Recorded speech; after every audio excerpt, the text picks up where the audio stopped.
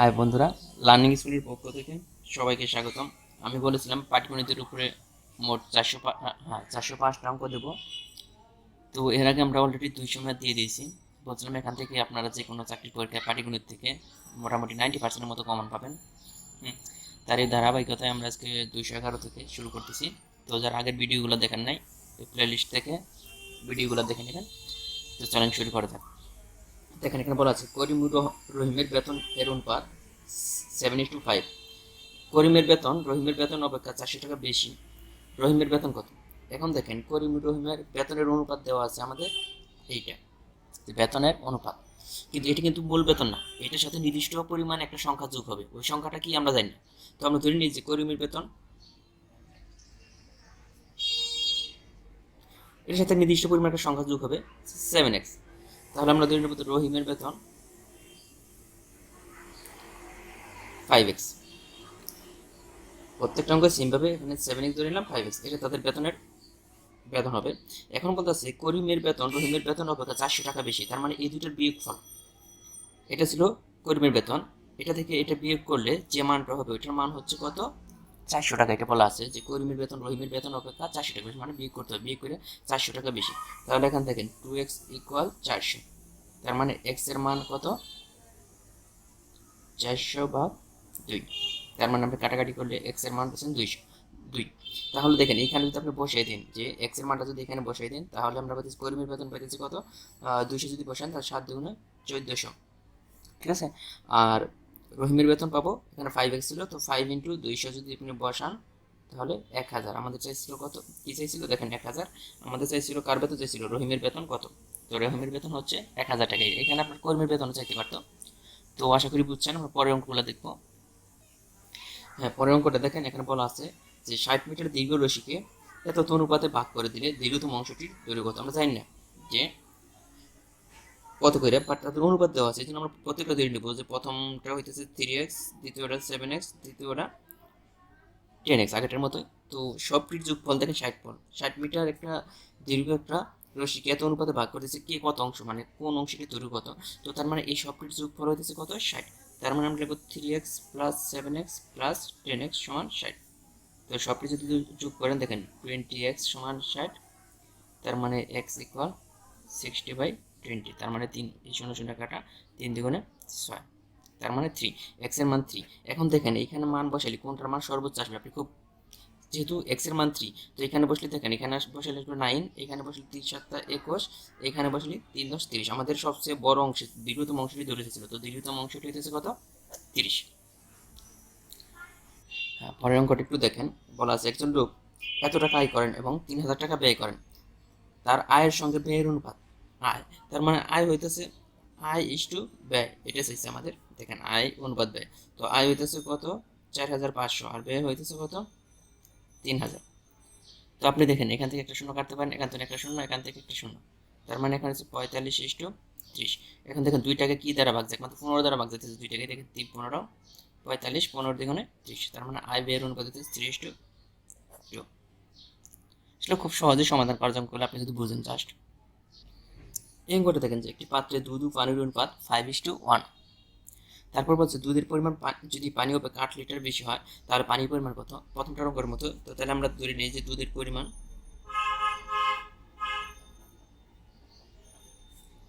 5x, তাহলে পানির পরিমাণ হবে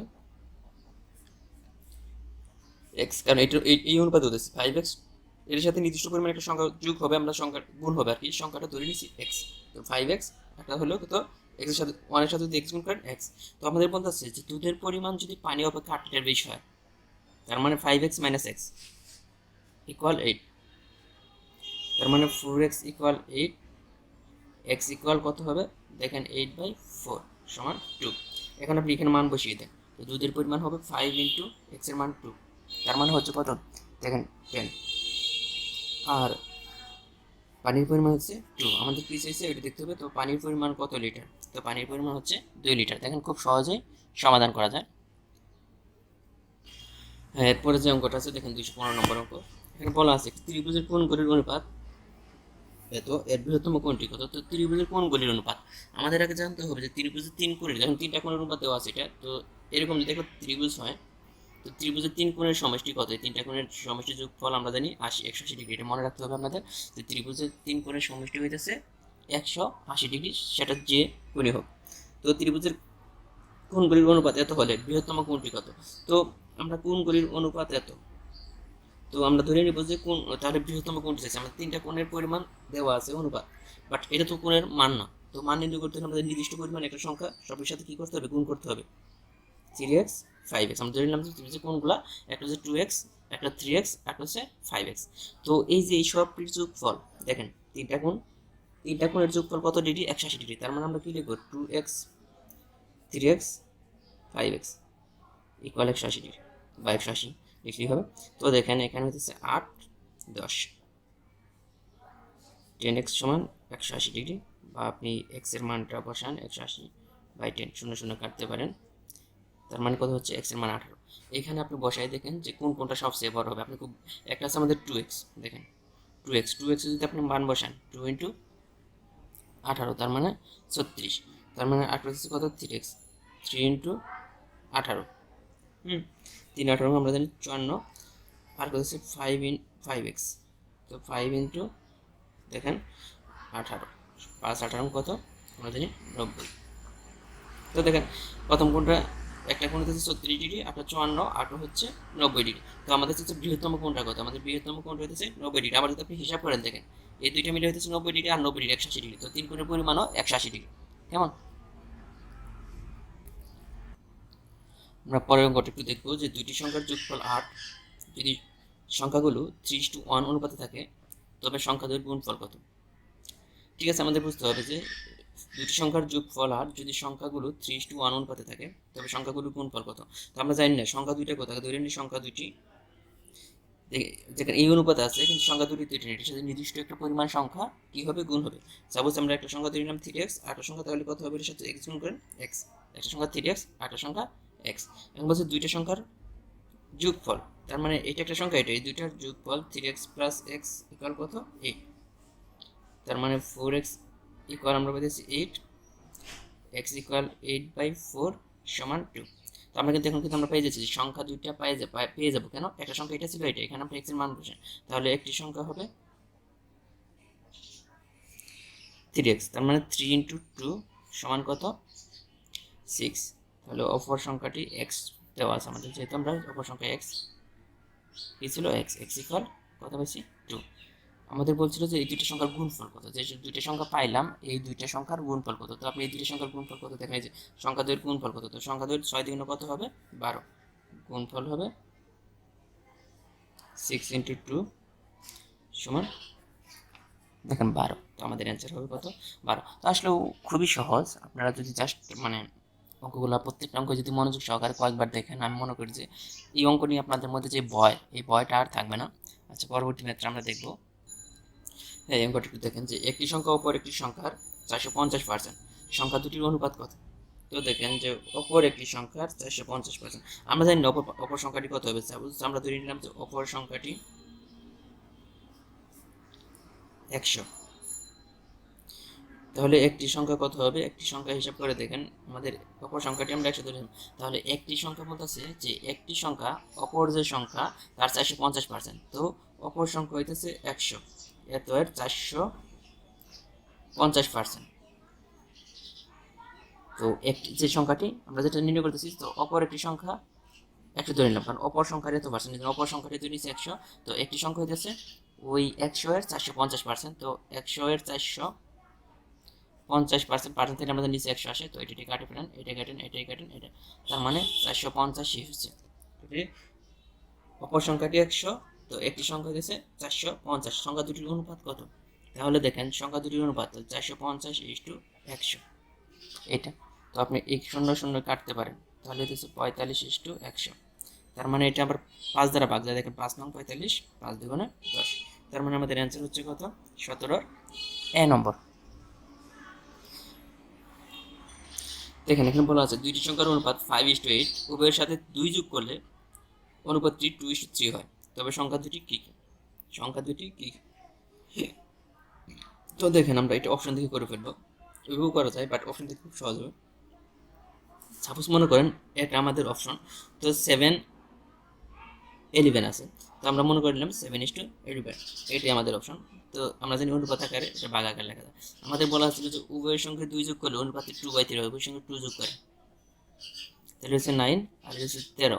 আমাদের অনুপাত কি 2:3 হচ্ছে, 2:3 মানে কি 2:3 মানে 2/3 হতে হবে। তো আমাদের 2/3 হয় না, তার মানে এ বাদ। বিতে আসেন 12 কত 18। তো এটার সাথে 2 যোগ করেন, উভয়ের সাথে 2 যোগ করেন 2, এটা হবে কত 14, আর নিচে হইতেছে কত 20, এটা হবে কত 7/10। যেটা সম্ভব না, 2/3 হইতেছে, আমাদের 2/3 হতে হবে। তো এইভাবে আপনি প্রত্যেকটা চেক করবেন। তো সি নম্বরটা যদি চেক করেন দেখেন এটার সাথে 2 যোগ করলে হবে কত 12, নিচে 2 যোগ করলে হইতেছে কত 26। তো আপনার হইতেছে কত 6/13, এটা কিন্তু হয় না। আপনি দেখেন ডি নম্বর আমাদের লাস্ট আছে কত, ডি নম্বর অপশনটা, এখানে 10 এর সাথে 2 যোগ করেন আর 16 সাথে 2 যোগ করেন, দেখেন এখানে 12 আর এখানে হচ্ছে কত 18। আপনি কাটাকাটি করে 6 দ্বারা কাটা যায়, 6 দিনে 12, 3 6 18, এটা কিন্তু কত হচ্ছে 2/3। তার মানে এটাকে লেখা যায় 2:2:3। তো দেখেন আমাদের অ্যান্সার কিন্তু কি ডি নম্বর অপশনে কিন্তু মিলতেছে, উভয়ের সাথে যদি 2 যোগ করি তাহলে আমরা অনুপাতটা পাইতেছি কত 2/3। তো আপনারা এইভাবে অপশন থেকে খুব সহজেই করতে পারেন, ওগুলো একটু কঠিন, মানে নর্মালি করতে গেলে একটু সময় বেশি লাগবে, এই জন্য আমরা অপশন থেকে মিলিয়ে ফেলি। হ্যাঁ, এরপরেও করে দেখেন যে কোনো অনুপাতের উভয়ের সংখ্যা 1 যোগ করলে অনুপাতটি 3/3:4 হয়, এবং 1 থেকে 1 বিয়োগ করলে অনুপাতটি 2:0। তো আমরা দেখি যে কোন অনুপাতের সঙ্গে 1 যোগ করলে অনুপাতটি 3/3:4 হয়। তো দেখেন আমরা এ নম্বর অপশন যদি নিই 2/5, এই নম্বরটা আছে। তো এটার সাথে 1 যোগ করেন উভয়ের সঙ্গে, এখানে দেখেন 3/6, তার মানে হাফ হয়ে যায়, হয় না, আমাদের 3/4 হতে হবে। সেমভাবে আপনি প্রত্যেকটা চেক করবেন এভাবে। এখানে আছে 4/9, তো আপনি 1 যোগ করলে কত 5/10, এটা হাফ হয়ে যায় না, হয় না। সি নম্বর যদি চেক করেন এখানে হয়ে যাবে কত, দেখেন খেয়াল করেন যে এটার সাথে যদি 1 যোগ করেন আর 1 তার মানে 7/12, এটাও হয় না। এখন আমাদের অপশন আছে একমাত্র ডি নম্বরে। তো দেখেন এটার সাথে যদি 1 যোগ করেন এত, আর নিচে 7 + 1, তার মানে 6/8, তার মানে আমাদের কত 2 বাই, হ্যাঁ আপনি 2 দ্বারা সরি 2 দ্বারা যদি কাটাকাটি করি 3/4 হয়, তার মানে 3:4। একমাত্র ডি নম্বর অপশনের জন্যই আপনার প্রথম কন্ডিশনটা কি করতেছে, স্যাটিসফাই করতেছে। তো আমাদের অ্যান্সার কোনটা, ডি নম্বর অপশনটাই। এরপরে আসেন যে একটা অঙ্ক আছে, সহজ একটা অঙ্ক যেটা আমরা দেখবো এখন। এটা বলা আছে দেখেন 4/9 এর ব্যস্তানুপাত কত। ব্যস্তানুপাত মানে উল্টে যাওয়া। ব্যস্তানুপাত কথা রয়েছে যেমন a/b, এটার ব্যস্তানুপাত হবে b/a, ঠিক আছে। তাহলে এটার ব্যস্তানুপাত আমাদের কত হবে 9/4। জাস্ট আপনি উল্টে দিবেন, এই অঙ্কটা বারবার আসে যে ব্যস্তানুপাতটা কত হবে। তো আমাদের অপশনটা কত 9/4। তো আশা করি ভিডিওটা যদি ভালো লাগে তাহলে অবশ্যই লাইক দিবেন, কমেন্ট করে জানাবেন, আর পরবর্তী ভিডিও পাওয়ার জন্য অবশ্যই চ্যানেলটি আপনারা সাবস্ক্রাইব করে পাশে থাকবেন, কারণ আপনাদের জন্যই এত কষ্ট করা, বা এই যে ম্যাথগুলো আপনাদের করে দিচ্ছি। জানি না হয়তো বা খুব ভালো বোঝাতে পারি না, বাট অ্যাটলিস্ট তো এইটুকু বলতে পারি যে কারো না কারো কোনো উপকার হচ্ছে আমার মনে হচ্ছে। তো অনেকেই কমেন্ট করতেছেন। তো ধন্যবাদ সবাইকে, আল্লাহ হাফেজ।